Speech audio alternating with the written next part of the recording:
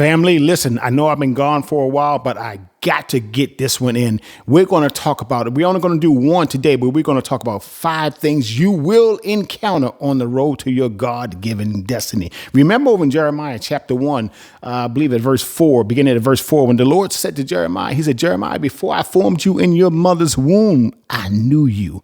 I called you to be a prophet to the nations. And the first thing Jeremiah says is, I can't speak. I'm too young. Okay. Well, anyway, we're not going to talk about that part of today. Let me tell you a story. This is a story about this man. He was the number 1 neurosurgeon in the country. He had a thriving practice up in New York. Okay.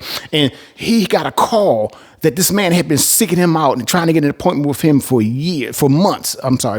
Okay. Now he was always booked. Okay. And it wasn't about the money for him because, some of the people couldn't afford it, but he was a godly man. But this man kept trying to get an appointment with him.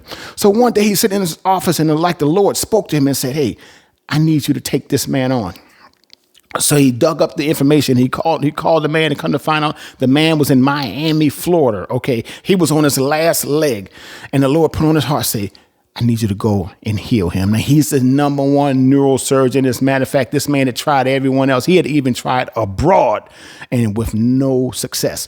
Okay. So God put it on that man to heal him, for him to go down there and heal him. Okay. And so he tries to book a flight. All the flights, I don't know if there was some kind of sports event going on or whatever. All the flights were canceled. Were booked. And so he said, I just gotta go. So he gets a rent a car. Okay. So he gets to driving. Okay. He's coming from New York, going to Miami. Okay. So he's driving. He goes through the DMV and he's making way, right? Boom. His tire blows. Okay. Somewhere in the Carolina, South Carolina, right? And so he pulls over, calls the tow truck. Tow truck says, man, listen, I can't fix it. I don't have that kind of tire. We're going to have to tow you in. So he tows him in. He goes to the shop. They're at the shop. He's in there and he's looking at his watch. He said, I don't know how much longer it's going to be. They on the phone. We're working on it. So just then he looks out the window and he sees this church group and he sees these people. Some look to be homeless and children and they're praying and they're feeding. They got all this food out there and his heart begins to melt because he remembers that's how he came up. And so he goes out there and he said, hey, what are you guys doing? And they say, well, it's our monthly food drive and we're just praying with the kids and praying with the neighborhood residents and helping them, He said, hey, anything I can do? They said, well, you can help serve. And then if someone asks you for prayer, you're a godly man, you mind praying? Just something real simple. He said, yeah, okay. So he gets in line and so he's serving them and he's beginning to talk to different ones and he's praying. Some of them, he just little short prayers, but his heart is melting. He remembers like, man, I used to have so much fulfillment out of doing this, and he begins to talk to the little children and his heart melts and he's telling them stories and he's just almost in tears, trying to hold back the tears. He's just such an emotional experience for him, right? They thought they were getting something. He was being blessed, Just then they called him and said, hey, we got your tire. It'll be here in about 10, 15 minutes, another 5-10 minutes to put it on. You'll be on your way, So he said, okay, so he stays there and about a half hour later, they call him in, it's ready. He goes in to pay his bill. He gets inside and they say, now listen, I'm not trying to upcharge you or anything like that. He said, but that back rear tire, that one's going bad too. Now you may make it to Miami. You may make it another week or 2 weeks or a month. I don't know. He said, but that's going to need some assistance. He said, now I don't even care if you get it from me. He said, but I will look into that. Okay. He's unfortunately, we don't have it, but we can get it, but it won't be until tomorrow. He said, well, he looked at the time. He said, well, I still got enough time to make it to Miami before Monday. Okay. He said, okay. He said, any motels around? He said, 'cause I don't want to take that chance. So he finds himself a motel, but before he goes to the motel, he goes outside and he works with and helps them again, and he's just loving it, So the next morning he comes in, they told him to be there at 9:00. So he gets there at 9:00. Guess what? He gets there, the car's ready. The part came in the night before while he was at the motel, and they were so anxious to help him get on the road that they fixed the tire. It's ready to go, right? At 9:00, and they're outside setting up, and some of the children, some of the people are already in line, and his heart is starting to go towards that direction again, and he's melting. They say, hey, you can go. He paid his bill, like, you can go. And so as he's walking to his car, he's looking back, and he's thinking about this man. He's looking back, and he was saying, he's contemplating if I could just spend a little bit more time, because it's such a good thing. Okay, it's such a good thing. All right, but he makes the decision. He said, "No, I got to go to Miami." So he gets in his car, and the kids are looking at him. They don't understand. They don't know why he's leaving. They thought he was going to help him out that day too.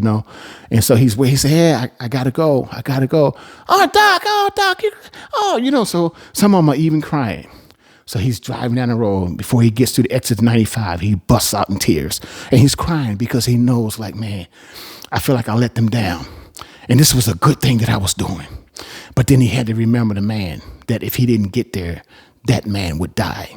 He had already tried every other doctor in the world that he could get to, at least, that was known to man. So this man wasn't short on money, okay? And so he knew that he had made the right decision, even though his heart hurt. And he had to leave a good thing, a good work, an emotional work that he was making a difference. He could see the results. But he had to make the decision to walk away from that in tears to go and save this one man who may or may not even appreciate it, okay?